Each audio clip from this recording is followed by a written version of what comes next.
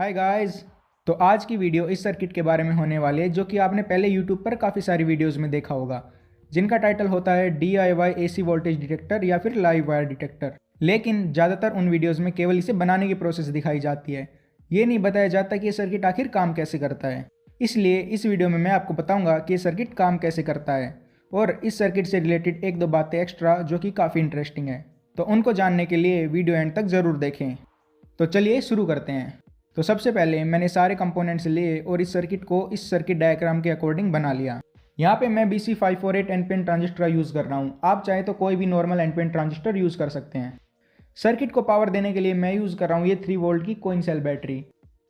तो आप देख सकते हैं कि ये सर्किट अच्छे से काम कर रहा है, बट ये काम कैसे करता है। इस सर्किट में ये जो ट्रांजिस्टर्स की अरेंजमेंट है ना, इसको डार्लिंगटन कॉन्फ़िगरेशन या फिर डार्लिंगटन एरे कहते हैं।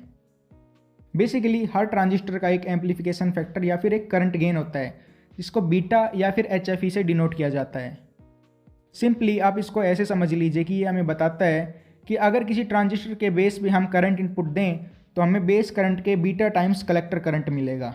एक डार्लिंगटन एरे में हम काफ़ी हाई करंट गेन को अचीव कर सकते हैं, जो कि एरे में यूज हुए इंडिविजुअल ट्रांजिस्टर के करंट गेन से कई गुना ज़्यादा होता है। इसको अगर मैथमेटिकली रिप्रेजेंट करना हो तो हम लिख सकते हैं beta Darlington equals to the product of beta 1 and beta 2 plus beta 1 plus beta 2। लेकिन बीटा 1 और बीटा 2 का जो प्रोडक्ट होता है उसकी वैल्यू बीटा 1 प्लस बीटा 2 से बहुत बड़ी होती है, तो हम बीटा 1 प्लस बीटा 2 को इग्नोर कर सकते हैं। तो फाइनली हम इसको लिख सकते हैं कि beta Darlington is equal to the product of beta 1 and beta 2।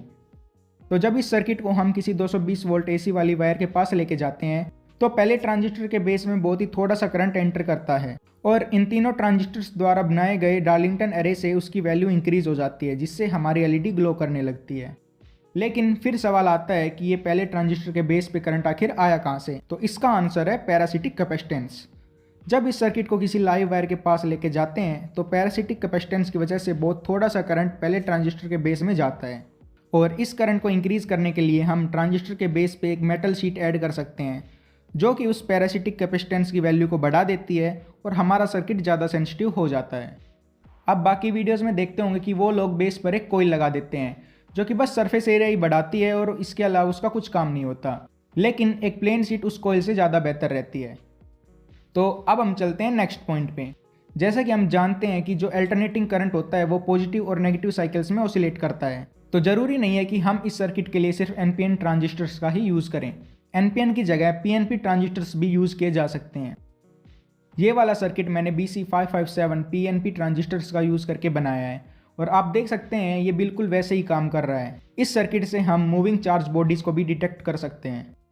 ये एक्रिलिक का टुकड़ा मैंने बालों पे रब करके नेगेटिवली चार्ज कर दिया है, और जब मैं इसको सर्किट्स के पास मूव करता हूँ तो LEDs ग्लो करने लगती हैं।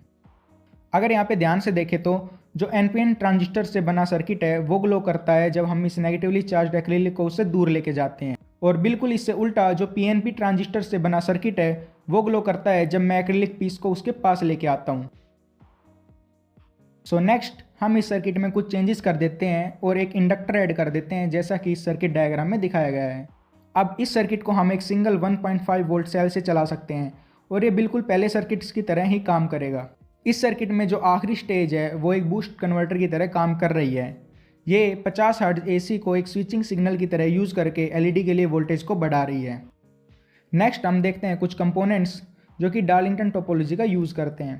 पहला है ये डार्लिंगटन ट्रांजिस्टर TIP122, जो कि आप अपने दूसरे सर्किट्स में यूज़ कर सकते हैं। ये ट्रांजिस्टर बहुत ही थोड़े बेस करंट को यूज़ करके काफ़ी ज़्यादा कलेक्टर करंट प्रोवाइड कर सकता है। दूसरा एग्जाम्पल है ये ULN2003 IC, जिसमें कई सारी डार्लिंगटन एरेज होती हैं। इसका यूज़ इस तरह की यूनिपोलर स्टेपर मोटर्स को ड्राइव करने या फिर कई सारे रिलेज को कंट्रोल करने में किया जाता है। ये डार्लिंगटन टोपोलॉजी का यूज़ करके किसी माइक्रो कंट्रोलर से आए हुए सिग्नल, जो कि ज़्यादा से ज़्यादा बस 20 mA प्रोवाइड कर सकता है, उस सिग्नल की स्ट्रेंथ को बढ़ा देती है। सिग्नल की स्ट्रेंथ बढ़ाने के साथ साथ ये सिग्नल को इन्वर्ट भी कर देती है, जो फिर सीधा लोड को कंट्रोल करता है। सो यहाँ पे वीडियो को हम एंड करते हैं। आशा करता हूँ कि आपको इस वीडियो से ज़रूर कुछ सीखने को मिला होगा, और अगर आपने अभी तक चैनल को सब्सक्राइब नहीं किया है तो ऐसी ही इंटरेस्टिंग टॉपिक वाली वीडियोस एंड DIY प्रोजेक्ट की वीडियोस के लिए जल्दी से चैनल को सब्सक्राइब कर लो।